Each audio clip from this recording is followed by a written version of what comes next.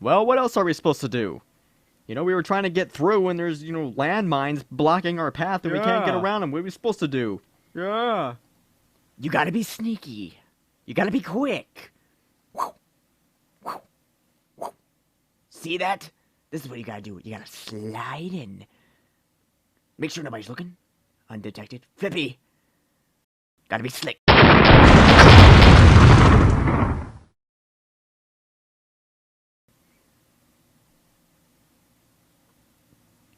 Well, looks like you and me have a little problem here.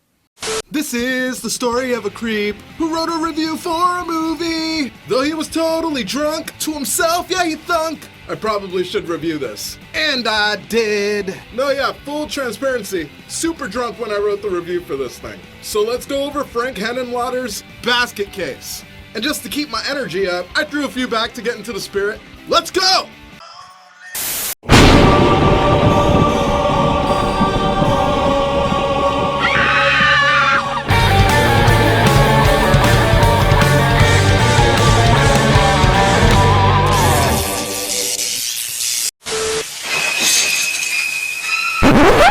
Remember, watch the whole video. Don't be a bitch. This was Frank Henenlotter's feature-length production. However, it's not like this was the first time he was in the game. Before he made this movie, he actually worked on another film that he created called Slash of the Knife, a sexploitation film about the dangers of what happens when you live your life uncircumcised. But what's interesting is that Frank Henenlotter openly admits that while working on Basket Case, he had no fucking idea what he was doing. In fact, in his head, he didn't even think anyone was gonna watch it. The entirety of Basket Case cost $35,000 to make. Forgive me for being poor, but a $35,000 investment for me? Yeah, that's not a passion project. Sorry if my poor is showing. I don't call that kind of money a fun little project. Now, ultimately, yeah, it cost $35,000 to make the full movie, but they started filming on this movie when they just had $8,000 in their pocket. They literally filmed and simultaneously fundraised to get the money at the same time until they were able to complete the film. The budget and crew was so small that they only filmed on Saturdays and shit. Everybody else had a regular life that they had to attend to. But the guy didn't care, man. Frank Henenlotter just wanted to make a movie, which to me makes the entire film a gigantic inspiration. Especially going on to see that the movie then played for 2 years at the Waverly Theater. This beautiful little thing that he wanted to create for nobody but himself went on to be a thing that here we are talking about almost 50 years later. The man took a huge swing with this movie, and that's fucking impressive. He went about making this film with such pure intention. Though he didn't know what he was doing, his theory was if I couldn't make it scary, at least I could make it funny. And if I flatline on the humor, at least I can make it somewhat entertaining. The guy had a true dedication to his project. And if you don't believe me, try this shit on for size. Anytime that you hear a woman walking in high heels, that's actually Frank Henenlotter walking in high heels. If you want something done, you gotta get the fuck in there, man. Now, something to note for all you mutant fams out there, this movie wouldn't have even existed in the scale that it got to if it wasn't for your boy Joe Bob Briggs. He literally saved the film and gave it a future. Nowhere wanted to air the original cut of Frank Henenlotter's Basket Case. It was significantly cut. Far less violence and blood. A lot of the things that we love about Basket Case were taken out. And when Joe Bob got his hands on it, he was like, no, fuck that. I want the original cut. I want to see all that shit. He showed it at his drive-in, and from that point on, it became a cult classic. So let's get into the actual film here. So I popped this thing on Tubi, again, just drunkenly watching. I have the movie. I don't know why I didn't just grab the Blu-ray.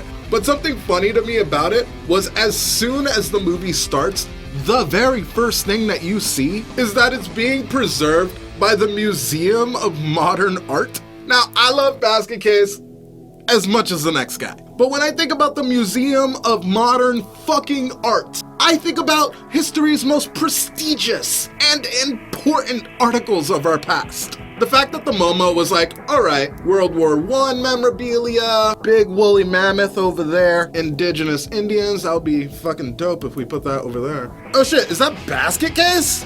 Yeah, we need that. That blows my mind. What cool as fuck guy was working at the MoMA when that call was made? Now, for as weird as this movie ultimately gets, the film actually starts about as straight as a 1920s homophobe. We see some fucking nerd, and he's being messed with, and the air is so flat. The ambiance is real, son. It's reminiscent of Night of the Living Dead. Older horror had this way of using quiet and stillness to really fuck with you. And that's the feeling when this movie begins. We watch him while he's being stalked by a menacing assailant, cutting the phone line, and forcing, out of fear, this stupid nerd bitch doctor to grab a gun. But like, it doesn't matter. He empties his fucking clip shooting at nothing. You ever pass your controller to like a fucking 3-year-old when you're playing a video game just to see how he would do? That. This guy would have had more accuracy if he took the bullets and put them in his mouth and spit them at whoever he was trying to hit. And he pays the fucking price for it. Getting his face just ripped to shit by a hand that looks like it's just made of fucking oatmeal. It's super fucking gross. I wouldn't want that to touch my face. And that nerdy little shit dies. Then we see a man with a wicker basket walking down the streets in New York. Which, by the way, speaking as an OG New Yorker, I love how shitty New York is in this movie. I'm not talking about that nice, cute, businessy shit that you see, that Sex in the City, New York, oh my god, let's get a bagel. We're talking gritty filth that littered the streets of New York in the 1980s. Peep shows for 25 cents. Drug dealers and hookers sling an asshole for $5 a fuck. It's a great aesthetic for this film. They didn't fucking build sets for this shit. They were showing what was going on. And that's fucking cool, man. Now, after being accosted by the world's most plugged-in drug dealer, I mean, that guy has fucking everything. At some point, he said, like, fucking, he had tranquilizers and shit. Maybe you don't want to buy the drugs, but you get that motherfucker's number. A guy like that, he's good to know. But even pussy isn't enough to get fucking Basket Boy out of his fucking stride. And how could he fucking not? This motherfucker said it's $20 a night to stay there. That's $620 a month, my guy. You know how much dick you gotta suck to get that price in fucking middle Manhattan? A fuck ton.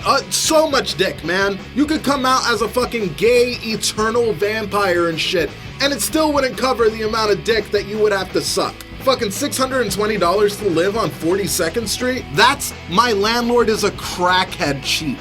In any case, the man named Dwayne, by the way, let's not play this fucking game where we don't know who this guy is. He whips out a bunch of money and pays the hotel dude. And fun fact that everybody knows, but I'm just gonna bring it up in case you don't. In that scene where you see the wad of money, that's the entire budget for BasketCase. In fact, the budget was so low for this movie that the crew would go like dumpster diving and shit, and that's how they would dress their sets. Fucking smart. Again, like shit you gotta respect, especially as an early filmmaker. Dwayne heads up the stairs and runs into a nosy bitch named Josephine, who for whatever reason wants to know what room he's in. Bitch, you are a stranger. Who gives a fuck what room I'm in? Clearly she's trying to suck a little dick so that way she can cover her crackhead ass rent. Nosy cunt. Get fucked. All jokes aside, that's actually the only character to be in every single Frank Henenlotter film. The actress is named Beverly Bonner, who Henenlotter met after watching her perform in a movie called Women Behind Bars that she did with an actress named Divine, who you might remember from Pink Flamingos and a bunch of John Waters stuff. We see a guy who doesn't know how to squeeze an ass if he fucking paid for it, which he clearly did, and judging by the prostitute's face, she is cheaper than the rent. When we see Dwayne and his basket get inside of the room finally.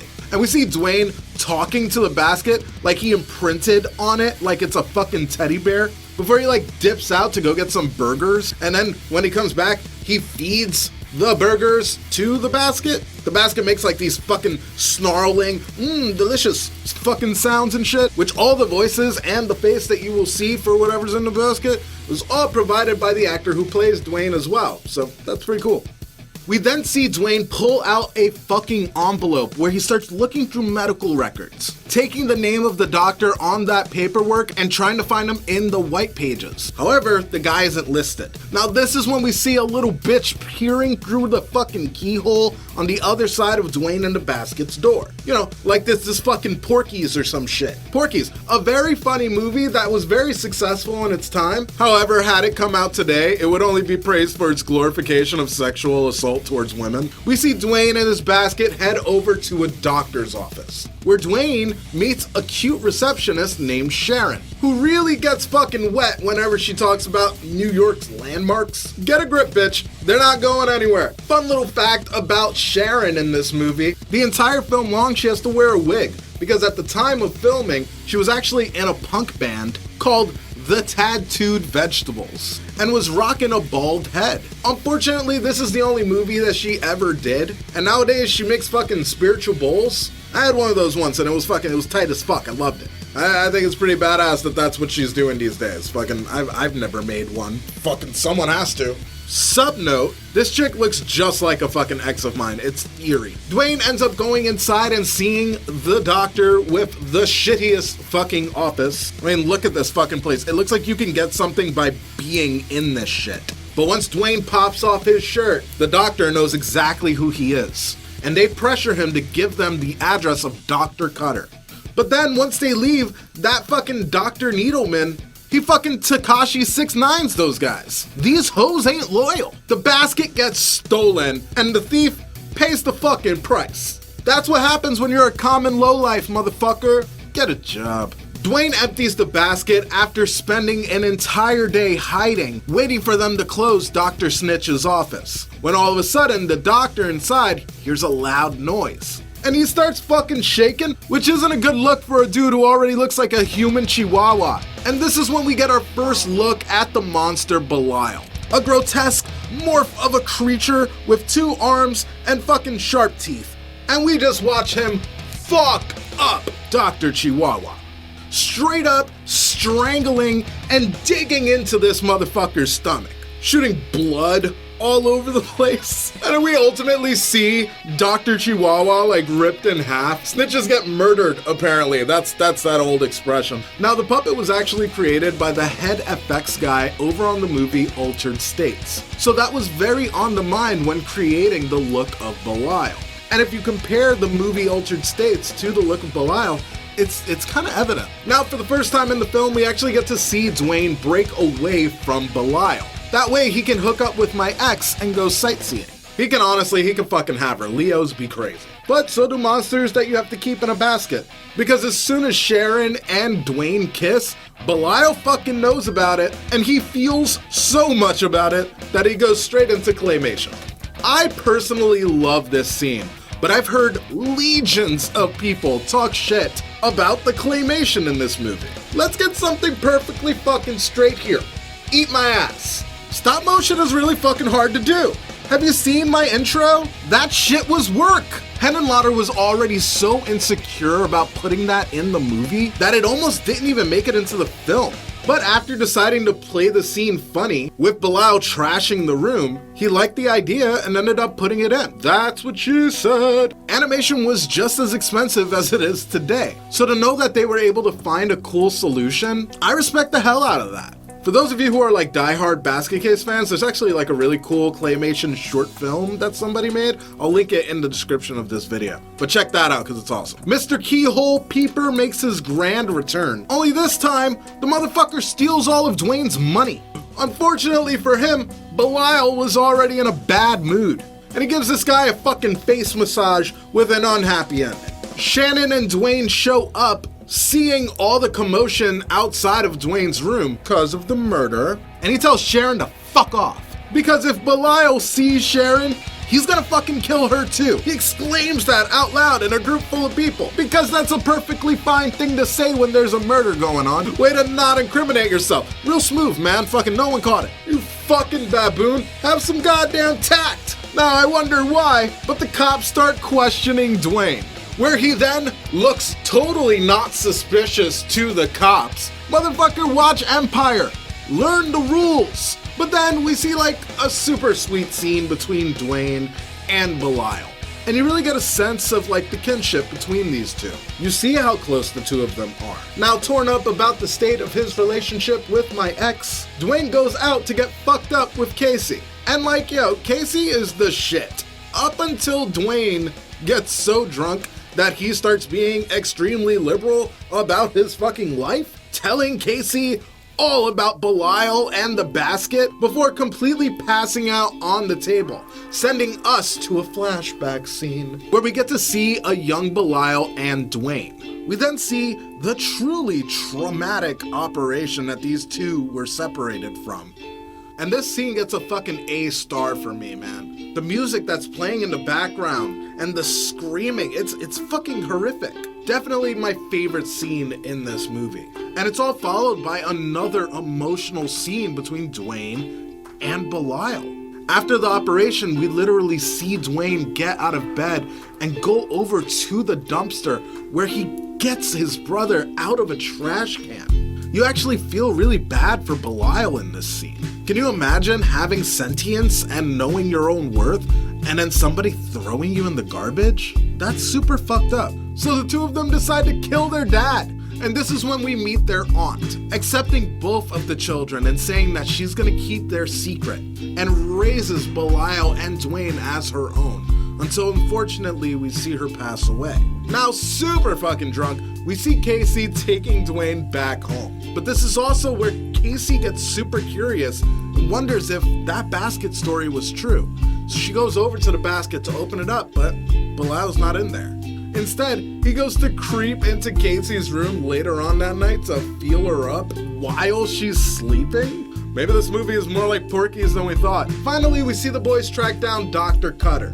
And she is a complete see you next Tuesday to Dwayne for like a while. But then Belial attacks her, shoving her face in a drawer full of scalpels, giving us this beautiful fucking scene. The scream is something to be desired, sure, but like, that looked cool. My ex shows up and tells Dwayne about the murder of Dr. Chihuahua, and she invites herself inside. Dwayne touches his first titty until Belial straight up cock blocks him like he's the dick police, forcing Dwayne to kick Sharon out of the room, which like she freaks the fuck out when she sees Belial for the first time, but as soon as she gets kicked out, she's like banging on the door because she wants to get back in. Leos, man, you fuck with their ego just a little bit, and that's the kind of shit that they do. For the record, I actually quite enjoy Leos. My sign and Leos, we get along very well. What fucking real is real? That's the shit you guys do. Later on that night, Dwayne dreams of streaking, and we see his wiener bouncing all over the place. And in his dream, he runs to Sharon, so that way he can collect on that pussy that he took an L on, pressing her nipple like he's checking a pool for its temperature. When he wakes up and realizes that Belial isn't there, so he runs over to Sharon's house,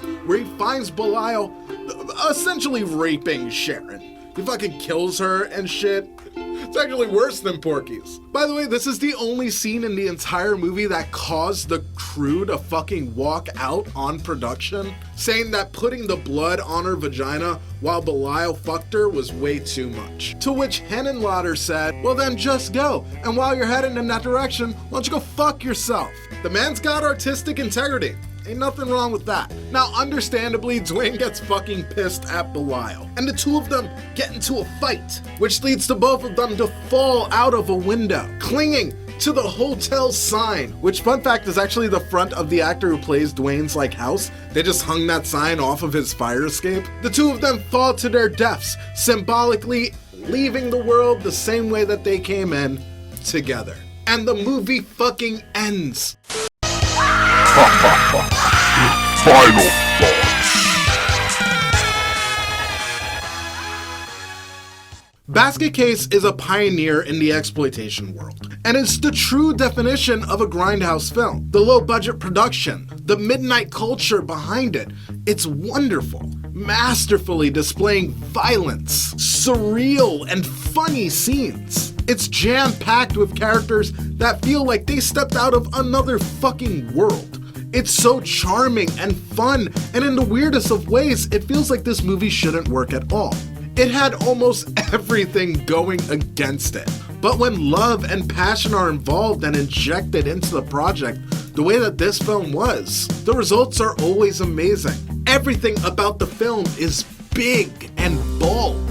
There's no trepidation or fear. There's no sense that you couldn't do something, while still being really grounded in a fun world that we get to know. Logically, there's no reason for this exceptionally mental film to work like it does, or even strike some kind of note of relatability. But I find myself watching this film and totally understanding where these characters are coming from. I look at the Dwayne and Belial relationship with a point of sympathy within myself, understanding where these characters are coming from, because it matters. It matters how Belial feels. It matters when he feels betrayed. It matters when Dwayne wants to find love, but feels this overwhelming commitment to his brother. There's beauty in the circumstance, and we all get to watch it unfold. I would even go as far as to say that when I watch this movie, I don't look at Dwayne and Belial as bad guys. And I would say that this is true for all three films going forward, but Belial never kills just to kill. I think that's something that makes him stand out from some of your regular slashers. Whenever we see Belial murder, it's always to protect himself. And what is he protecting himself from? A world that is rejecting him every time that he tries to live a normal life. It is not Belial's fault that he was brought into this world deformed. And it's certainly not his fault that people perceive him as a monster. He's extremely sensitive and fearful of abandonment. And how could he not be? From his perspective, he lost majority of his body, and he was thrown away as if he was the issue. Scars caused by abandonment can lead to an inability to trust other people, a sense of feeling unworthy, and it leaves a person prone to anxiety and codependence. Belial shows signs of all of this, especially when you look at his relationship with Dwayne, and you see the way that he reacts when Dwayne might potentially move on from his brother. He's a victim of unfortunate circumstance. And therein lies some of the beauty with BasketCase. You really can dissect this movie as deeply as you want, or you can stay on the surface level and have fun with it as a weird and kooky universe, where you can potentially carry around your brother in a basket. And if anyone fucks with you, your brother will kill him for you. I highly recommend BasketCase. It's not classy, but it's a classic. And again, if you're trying to get into exploitation films, this is a great place to go. I said something very similar about Frankenhooker. Frank Henenlotter just has a gift when it comes to putting out this kind of movie. And this is his first attempt at it. A respectable, noble, and really fucking good one. That's gonna be it for this review, guys. If you haven't already, make sure to hit subscribe, hit the fucking notification bell so that way you know when I post new shit. Go down to the description of this video and follow me across all my social media. And if you really wanna help me out, check out my Patreon where I post a bunch of cool stuff and exclusive content just for those guys. You even get your name in the Patreon song, which will play right after I say this. Peace, video creeps. Appreciation comes in many forms. Those who stay for you will stay and brave the storm. Rebecca reviews, Kyoko, Larry Sherman, Corey Stewart, Coleman, Spooky and Butcher's Grothouse, Lolo Exco, Six Siren and Michael Andrews. You guys, you mean so much to me. Makes me think of where I'd be without your love, without your heart. It tears my soul